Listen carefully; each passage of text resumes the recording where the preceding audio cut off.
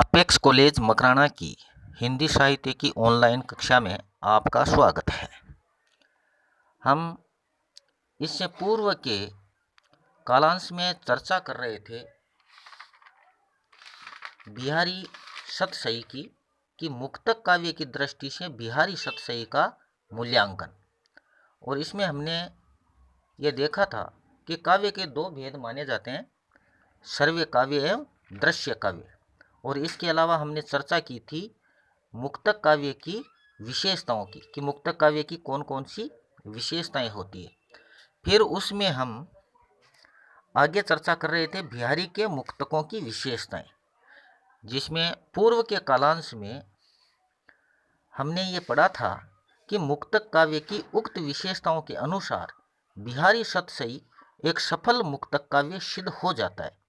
या मुक्तक काव्य के रूप में बिहारी सतसई की जो विवेचना हम कर रहे थे उसमें हमने पहला बिंदु लिया था बिहारी के मुक्तकों में अभिव्यक्ति की पूर्णता। क्या लिया था? बिहारी के मुक्तकों में अभिव्यक्ति की पूर्णता। और इसके बारे में हमने पढ़ा था कि बिहारी ने हर दोहे में एक पूर्ण अनुभूति, घटना या पूर्ण प्रसंग का वर्णन किया है और अर्थ की दृष्टि से हर दोहा अपने आप में पूर्ण है। दूसरा बिंदु हमने लिया था भाषा की सामासिकता। यानी आप जानते हैं कि काव्य में जो अन्य विशेषता होती है वो भाषा शैली में समास गुण है, क्योंकि कम से कम शब्दों में अधिक से अधिक भावों की अभिव्यक्ति इस शैली की परम विशेषता है। इसमें हमने ये पढ़ा था कि बिहारी ने दोहे के छोटे से कलेवर में ही अधिक से अधिक भाव ठूंस ठूंस कर भर दिए थे और इसी विशेषता के कारण कहा जाता है कि बिहारी ने गागर में सागर भर दिया है। इस प्रकार की हमने विवेचना कर ली थी। अब हम अगली जो विशेषता है वो हम देखेंगे। तीसरी है कल्पना की समाहार शक्ति। कल्पना की समाहार शक्ति, तो अब इसके बारे में चर्चा करेंगे। तो कल्पना की समाहार शक्ति में देखिए कि बिहारी में कल्पना की समाहार शक्ति अत्यधिक उर्वरा दिखाई देती है। यानी बिहारी में कल्पना की जो समाहार शक्ति है उसकी उनके अंदर अत्यधिक ऊर्जा है और ऊर्जा उनकी दिखाई भी देती है। इसी कारण इसी कल्पना शिल्प के आकर्षण से अनेक दोहों का जादू पाठकों पर प्रभाव डालता है। बिहारी की जो कल्पना की समाहार शक्ति है वो अत्यधिक प्रगाढ़ है, अत्यधिक उज्जवल है या अत्यधिक मार्मिक भी है। तो इसी कारण उनके कल्पना शिल्प के आकर्षण से उनके दोहों का जादू पाठकों पर प्रभाव डालता है। यानी उनके दोहों का पाठकों पर क्या करता है? प्रभाव डालता है। उन्होंने जिस कल्पनाशील सरस व्यक्तित्व का परिचय दिया उसे विभिन्न प्रसंगों में देखा जा सकता है कि उन्होंने किस प्रकार अपनी कल्पना शक्ति का सरस व्यक्तित्व का परिचय दिया है, यानी समाहार शक्ति का परिचय दिया है। इससे हम उनके विभिन्न प्रसंगों में देख सकते हैं। जैसे उन्होंने लिखा है, छिप्यो छबीली मूल से नीले अंचल चीर, मनोकला निधि झलमले कालिंदी के नीर। यानी किस प्रकार से उन्होंने कहा है कि छिप्यो छबीली मूल से नीले अंचल चीर, मनोकला निधि झलमले कालिंदी के नीर। तो इस प्रकार की उनकी जो समाहार शक्ति है या जो कल्पना शिल्प है वो वास्तव में आकर्षक है और आकर्षण का केंद्र बिंदु होने के कारण ही पाठकों पर विशेष रूप से प्रभाव डालता है। तो ये थी बिहारी की सतसई में एक अन्य विशेषता जिसको हम कहते हैं कल्पना की समाहार शक्ति। अब हम चौथा बिंदु लेते हैं उनकी जो बिहारी सतसई है उनका मूल्यांकन करने में। तो चौथा बिंदु लेते हैं कोमल एवं प्रखर भाषा। कोमल एवं प्रखर भाषा। तो मुक्तक काव्य की भाषा सरल, मधुर व प्रभावपूर्ण होनी चाहिए। अगर कोई भी कवि अगर मुक्तक काव्य की रचना करता है तो हमेशा मुक्तक काव्य की भाषा कैसी होनी चाहिए? सरल, मधुर व प्रभावपूर्ण होनी चाहिए, क्योंकि अगर भाषा सरल नहीं होगी तो आमजन के समझ में नहीं आएगी। अगर मधुर नहीं होगी तो फिर पाठक उसे सुरुचिपूर्वक पढ़ेगा ही नहीं, और प्रभावपूर्ण नहीं होगी तो वह पाठक पर प्रभाव ही नहीं डालेगा। इस कारण मुक्तक काव्य की भाषा कैसी होनी चाहिए? सरल, मधुर व प्रभावपूर्ण होनी चाहिए। तो बिहारी के मुक्तकों की भाषा इस दृष्टि से अत्यधिक प्रभावशाली है। तो बिहारी के मुक्तकों की भाषा भी इस दृष्टि से अत्यधिक प्रभावशाली है। जैसे उन्होंने उदाहरण के तौर पे हम आपको बताएं कि जैसे अंग अंग नंग जगमगे दीप शिकाशी दे, दिया बड़ाए हूँ रहे बड़ो उजेरो गे। इसमें गे यानी घर को कहते हैं, दे शरीर को कहते हैं। यानी एक नायिका की सुंदरता का वर्णन करते हुए बिहारी ने क्या लिखा है? अंग अंग नग जगमगे, यानी उसके अंग अंग पर नग जगमगे, नग यानी हीरा कह दो या फिर कोई सितारा कह दो, कि अंग अंग पर जैसे कोई सितारे जगमगा रहे हो। दीप शिखाशी दे, और दीप शिखा यानी दीपक की जो ज्योति होती है उसके समान उसकी देह है, अर्थात उसका शरीर है। तो दिया बढ़ाए हूँ रे, कि अगर हम दिए को बढ़ा देते हैं अर्थात बुझा देते हैं तो भी बड़ो उजेरोगे, तो भी घर के अंदर बहुत बड़ा उजाला होगा या प्रकाश रहेगा।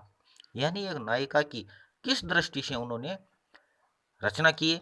तो इसमें भाषा तो प्रखर है ही है, और भाषा में कोमलता भी है, सरल भी है, मधुर भी है, और प्रभाव भी डालती है। इस प्रकार बिहारी सतसई में जो भाषा है वो प्रखर भाषा है, कोमल एवं प्रखर भाषा का जो भाव है वो उसके अंदर है। अब हम अगला बिंदु लेते हैं बिंबात्मकता, बिंबात्मकता एवं नाद सौंदर्य। बिंबात्मकता एवं नाद सौंदर्य यानी बिहारी के दोहों में चित्रात्मकता एवं बिंबमयता है। यानी बिहारी के दोहों में चित्रात्मकता एवं बिंबमयता है, और वे पाठकों के मानस में एक स्पष्ट चित्र उभार देते हैं, और वे पाठकों के मानस में एक स्पष्ट चित्र उभार देते हैं। इस विशेषता से युक्त ये देखिए एक दोहा है जो द्रष्टव्य है कि सघन कुंज घन घन तीमरु, अधिक अंधेरी राती, तौ न दूरी है श्याम वह दीप शिखाशी जाती। यानी किस प्रकार उन्होंने बिंबात्मक भाषा ली है। नाद सौंदर्य तो है ही है, यानी इसमें शब्दों का या फिर ऐसा कहें कि ध्वनि का उठाव तो है ही है, परंतु बिंबों का भी, जैसे सघन कुंज घन घन तीमरु, कि जिस प्रकार बादल छा जाने से मान लो क्या हो जाता है, बादल छा जाने से अंधेरा हो जाता है, उसी प्रकार कुंज जो है वो इतना घना है, इतना सघन है कि वहाँ अंधेरा है। जैसे तीमरु यानी अंधेरा है, अधिक अंधेरी राती, और रातें तो वहाँ अत्यधिक अंधेरी होती हैं। तौ न दूरी है श्याम वह दीप शिखाशी जाती, तो इसमें उन्होंने लिखा है तौ न दूरी है श्याम वह, तो भी वह श्याम से दूर नहीं है, दीप शिखाशी जाती, क्योंकि प्रकाशमान है उनकी देह, उनका शरीर दीप शिखाशी। तो इस प्रकार बिंबों का प्रयोग एवं नाद सौंदर्य बिहारी सतसई में अत्यधिक रूप से पाया जाता है। इसलिए हम कह सकते हैं कि उनका काव्य मुक्तक काव्य है, क्योंकि मुक्तक काव्य की ये विशेषताएं उनके काव्य में विद्यमान है। अब चट्टा लेते हैं हम इसका पॉइंट, कलात्मक एवं व्यंग्य वैभव। कलात्मकता एवं व्यंग्य वैभव, इसमें देखिएगा कि बिहारी एक अच्छे कला मर्मज्ञ थे। कलात्मकता एवं व्यंग्य वैभव में हम क्या लिखते हैं कि बिहारी एक अच्छे कला मर्मज्ञ थे। क्या थे? कला मर्मज्ञ, यानी कला के जानकार थे। इसलिए मुक्तक कवि के रूप में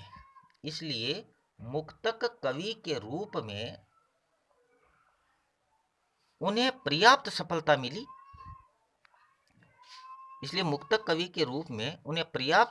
मिली। भावों को जीवंतता देने वाली सजीव शैली का प्रयोग भी भावों को जीवंतता देने वाली सजीव शैली का प्रयोग भी इनकी विशेषता है। इस संदर्भ में कटी मटकाती हुई तथा भुएं चढ़ाती हुई एक नायिका का सजीव चित्रण द्रष्टव्य। देखिए इसमें कि इस संदर्भ में उन्होंने, हम एक उदाहरण लेते हैं तो कटी मटकाती हुई, कटी कहते हैं कमर को मटकाती हुई तथा भुएं चढ़ाती हुई एक नायिका का सजीव चित्रण है। तो देखिए, भों है ऊंचे आंचरू उलटी, भोरी मोरी महु गोरी, नीठी नीठी भीतर गई, दीठी दीठी सो जोरी। यानी किस तरह से उन्होंने इसका चित्रण किया है, ये वास्तव में ही द्रष्टव्य। यानी व्यंग्य प्रयोगों में भी मुक्तकार बिहारी पूर्णतः सफल रहे। व्यंग्य प्रयोगों में भी मुक्तकार बिहारी पूर्णतः सफल रहे हैं। जयपुर के राजा जय सिंह को लक्ष्य करके उन्होंने जितनी भी अनियोक्तियां रची है उनमें व्यंग्य का तीखापन दिखाई देता है। जैसे उन्होंने लिखा है, यथा सवार तू सुकृत न श्रम व्यर्था, देखी विहंग बिचारी, बाज पराये पानी परी, तू पछीनु न मारी।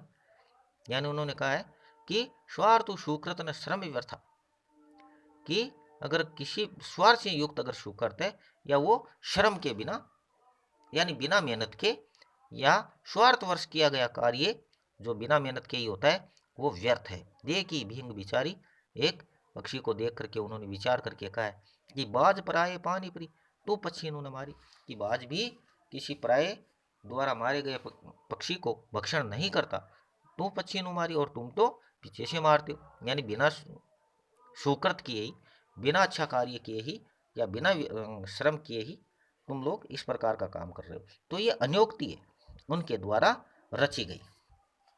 अब हम 7वां बिंदु जो लेते हैं वो है रसोद्रेक की क्षमता। एक मुक्तक काव्य में रसोद्रेक की क्षमता भी होनी चाहिए, यानी रसों के बारे में भी विवरणित होना चाहिए। तो मुक्तक काव्य की यह परम विशेषता मानी जाती है। बिहारी रस सिद्ध कवि थे। अब ये तो आपने ध्यान ही लिया कि बिहारी क्या थे, रस सिद्ध कवि थे। उन्होंने श्रृंगार विषयक दोहों का प्रणयन पर्याप्त मात्रा में किया है। यानी उन्होंने श्रृंगार से विषयक दोहों का प्रणयन पर्याप्त मात्रा में किया है। इस प्रसंग में विरहिणी नायिका का यह चित्र देखिए, जिसमें उसके अनुभवों के द्वारा विप्रलंब श्रृंगार का परिपाक हुआ है, यानी वियोग श्रृंगार का परिपाक हुआ है। उन्होंने कहा है, इस उदाहरण के द्वारा उन्होंने क्या रचना की है कि इत आवती चली जात उत, चली छ सातक हाथ, चढ़ी हिंडोरे सी रहे, लगी उषासनुसात। यानी इस प्रकार उन्होंने रसोद्रेक की क्षमता का अत्यधिक प्रयोग किया है। उपरोक्त विवेचन के आधार पर हम कह सकते हैं कि बिहारी सतसई में मुक्तक काव्य की प्राय सभी विशेषताएं उपलब्ध है।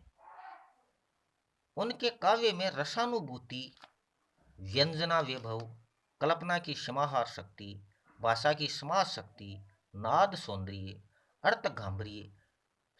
अर्थ गांभीर्य एवं वाक पटुता का जो समावेश हुआ है वह अन्यत्र दुर्लभ है।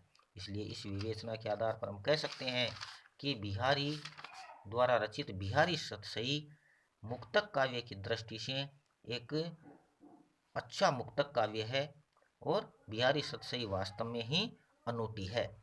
इस प्रकार आज के कालांश में हमने मुक्तक काव्य की दृष्टि से बिहारी सतसई का मूल्यांकन कर लिया है। ठीक है, अगले कालांश में हम कोई अन्य बिंदु लेकर के उस पर चर्चा करेंगे। तो तब तक के लिए या ऐसा मान लीजिए कि मुक्तक इससे पूर्व वाले कालांश में और इस कालांश में, यानी इन दो कालांशों को मिला करके मुक्तक काव्य की दृष्टि से बिहारी सतसई का मूल्यांकन जो टॉपिक चला था इन दो कालांशों में पूर्ण हुआ है। इसलिए इन दोनों कालांशों को आप जोड़ के देखें, तभी आपको मुक्तक काव्य की दृष्टि से बिहारी सतसई का मूल्यांकन दृष्टिगोचर होगा। ठीक है, अब अगले कालांश में हम फिर कोई अन्य बिंदु पर चर्चा करेंगे। तब तक के लिए धन्यवाद।